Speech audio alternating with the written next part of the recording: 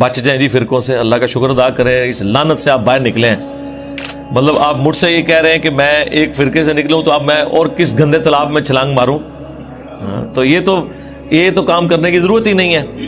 یہ کون سی دین کی خدمت ہے فرقوں کے اندر گھس جانا؟ قرآن تو پورا اس کے خلاف ہے. وَاعْتَصِمُوا بِحَبْلِ اللَّهِ جَمِيعًا وَلَا تَفَرَّقُوا، تم سب کے سب مل کر اللہ کی رسی کو مضبوطی سے تھام لو اور فرقوں میں مت بٹو.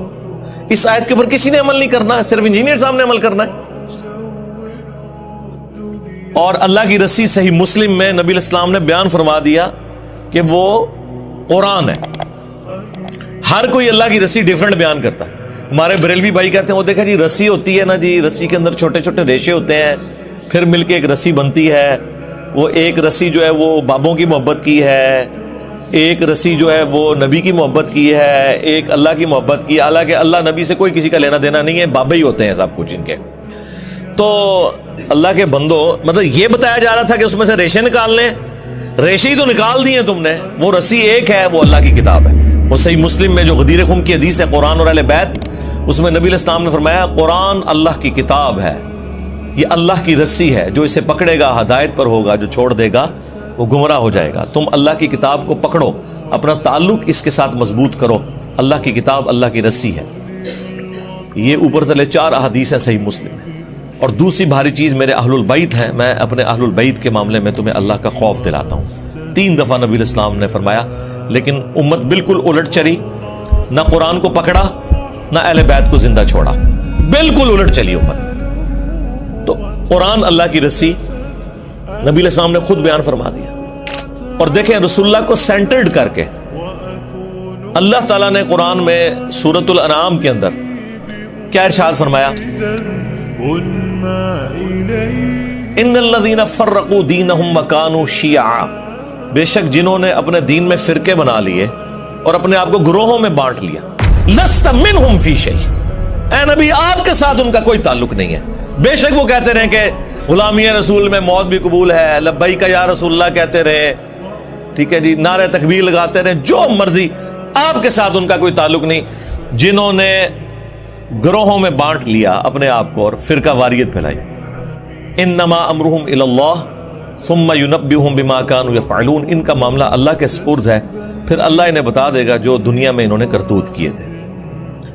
اب یہ آیت اسپیسیفکلی یہود و نصارہ کے بارے میں نازل ہوئی کہ انہوں نے دین میں فرقے بنائے ہیں. اے نبی آپ کا ان سے کوئی تعلق نہیں ہے. یار ایک باہر کی پارٹی فرقے بنائے اور سیدنا ابراہیم خلیل اللہ کے دین کو چھوڑ دے، اگرچہ اپنے آپ کو ابراہیمی کہتی ہو، کرسچن بھی کہتے ہیں ہم ابراہیمی ہیں، نصارہ بھی کہتے ہیں ابراہیمی ہیں، اس کے باوجود رسول اللہ کو کہا جا رہا ہے صلی اللہ علیہ وسلم آپ کا ان سے کوئی تعلق نہیں ہے. اور اگر نبی کے اپنے ماننے والے یہ کام کریں تو انہیں تو پڑیں گے لتر. وہ دوسروں کی غلطی نہیں برداشت کی جا رہی، اپنوں کو چھوڑتا ہے کوئی؟ کس لیول پہ اتر کے؟ ما کان ابراہیم یہودی ولا نصرانی ولکن کان حنیفا مسلما وما کان من المشرکین. اوے ابراہیم نہ تو یہودی تھے نہ نصرانی تھے، وہ تو سب سے ٹوٹ کر ایک اللہ کے ہو گئے تھے اور وہ مشرک نہیں تھے. یعنی وہ یہود و نصارہ دونوں کلیم کرتے تھے کہ ہم ابراہیمی ہیں. اللہ نے کیا فرمایا؟ نا. یہ نا بڑی امپورٹنٹ ہے، نا سے سٹارٹ ہوا ہے. ما کان ابراہیم یہودی ولا نصرانی، نہیں تھے ابراہیم علیہ السلام نہ یہودی تھے نہ نصرانی تھے. ولیکن، یہ اردو میں بھی آتا ہے لیکن، ولیکن کان حنیفا مسلما وما کان من المشرکین.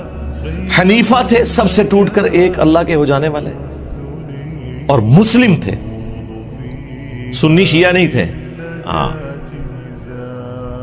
اور ایک اللہ کے ماننے والے تھے، مشرک نہیں تھے. آج بھی ابراہیمی وہ ہوگا جو ابراہیم علیہ السلام کے طریقے پہ ہوگا، سب سے ٹوٹ کر ایک اللہ کا ہو جانے والا تابع فرما. اور پھر اللہ تعالیٰ حضرت ابراہیم کو کتنا آن کرتے ہیں قرآن میں.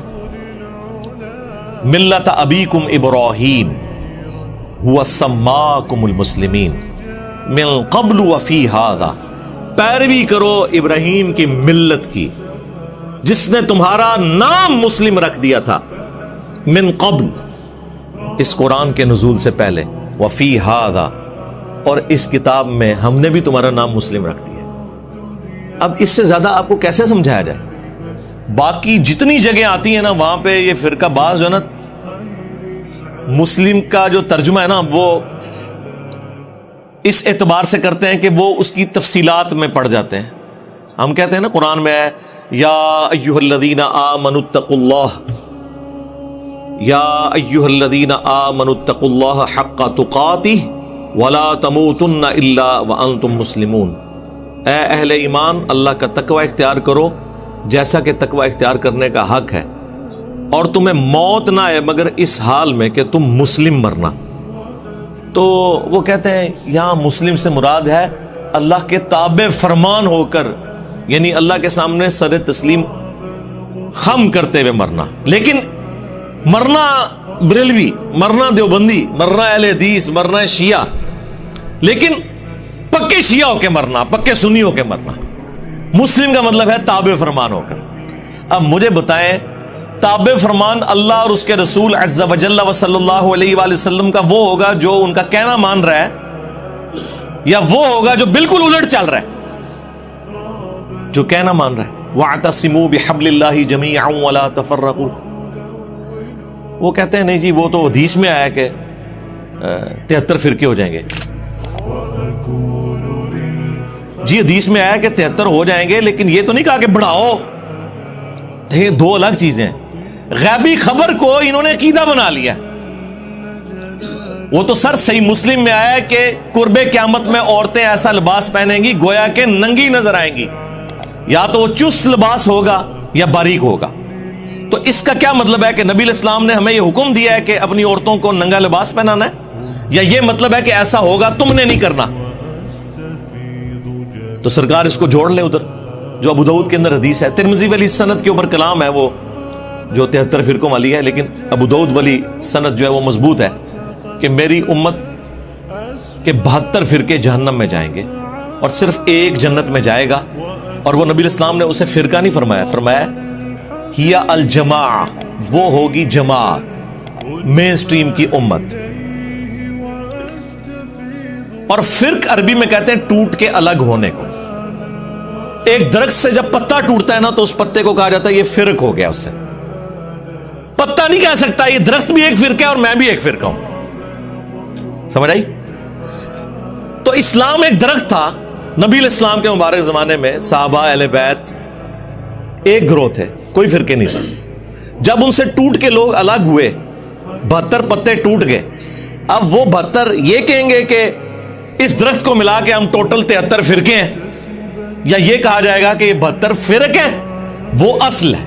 اس لیے میرا چیلنج ہے کسی حدیث میں اس جنتی گروہ کو فرقہ نہیں کہا گیا، وہ ٹیکنیکلی غلط ہے، وہ فرقہ ہو ہی نہیں سکتا۔ جس سے ٹوٹ کے چیز الگ ہو وہ فرقہ ہوتی ہے، اصل چیز تو اپنی جگہ موجود ہے۔ سمجھ آئی؟ اس کو آپ فرقہ کیسے کہہ سکتے ہیں؟ یہ لنگوسٹک میں ہی غلط سٹیٹمنٹ ہو جائے گی۔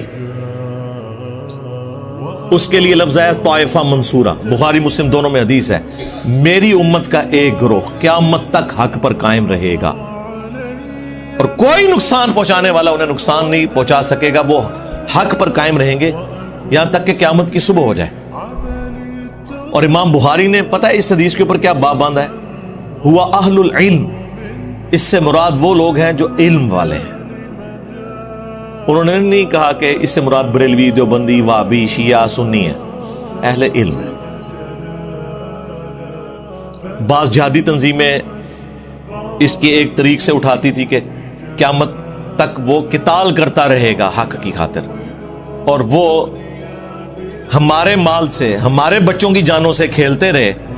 آج وہ FATF کی تلوار میں آ گئے ہیں، اور اب ہماری اسٹیبلشمنٹ اور ہمارے اداروں کو بھی ہوش آئی کہ یہ تو ہمارے بچوں کو ہی مار رہے ہیں۔ تو ہم نے تو 2013 میں کہہ دیا تھا کہ یہ تانوں لمحہ پان گے، اس ٹائم ہماری باتیں انہیں بری لگتی تھی، اب تو کہتے ہیں انجینئر صاحب آپ ٹھیک کہتے تھے۔ تو یہ جہادی تنظیمیں اس حدیث کو جی وہ ہم وہ قتال کر رہے ہیں، لیکن امام بخاری نے ان کا سارا فہم ہی الٹ دیا. انہوں نے اوپر باب باندھا ہوا اہل العلم، یعنی اس سے مراد علمی قتال کرنے والے لوگ ہیں. ہم اس قتال کے مخالف نہیں ہیں، آرمڈ کنفلکٹ کے مخالف نہیں ہیں، لیکن یہ کون سا آرمڈ کنفلکٹ ہے کہ ایک مسلمان دوسرے کو مار رہا ہے فرقے کی بنیاد پہ، لسانیت کی بنیاد کے اوپر، عقیدے کے اختلاف کی بنیاد کے اوپر؟ یہ کون سا اسلام ہے؟ ایون کسی غیر مسلم کی جان بھی نہیں لی جا سکتی ناحق. تو یہ علمی قتال ہے، اس میں وہ والا قتال بھی آ جائے گا جو اسلام کا سمم بونم ہے، ہائیسٹ گڈ ہے، اور علمی قتال. اور یقین مانے پاکستان کو اس وقت علمی قتال کی ضرورت ہے، اس تطہیر کی ضرورت ہے. جو آج آپ کو لوگ بتا رہے ہیں جی کاؤنٹر نیریٹو کریں، جی نیریٹو آپ نے بنایا تھا، کاؤنٹر نیریٹو ہم کریں. ہم تو کر رہے ہیں، اس وقت سے کر رہے ہیں جب آپ وہ والا نیریٹو بنا رہے تھے. ہم اس وقت سے آپ کو کاؤنٹر کر رہے ہیں. آپ ہماری جگہ پہ آگے کھڑے ہو گئے ہیں. اب آپ کو اندازہ ہوا ہے کہ ایک عام بندے کے ہاتھ میں اسلحہ دینے کا کیا نقصان ہوتا ہے، وہ آپ کے سامنے ہے. یہ صرف فوج کا، پولیس کا کام ہے. پولیس کا کام ہے with in country rate of the government کو اسٹیبلش کرنا، اور بارڈرز کے اوپر فوج کا کام ہے کہ وہ اسٹیبلش کرے. اور سیاست میں دونوں کا کوئی دخل نہیں ہے. اور کسی نان اسٹیٹ ایکٹر کو اجازت نہیں ہونی چاہیے کہ وہ اپنی پارٹی اور جتھا بنا کے تو غنڈہ گردی شروع کرتے ہیں. وہی دیکھ لیں جو جہادی انہوں نے پالے ہوئے تھے نا، آج یہ جتنے جیب تراش ہیں نا اور اغوا برائے تاوان کر رہے ہیں اسلحے کے زور کے اوپر، یہ زیادہ تر وہی جہادی تنظیموں کے لوگ ہیں، کیونکہ بے روزگار ہو گئے نا.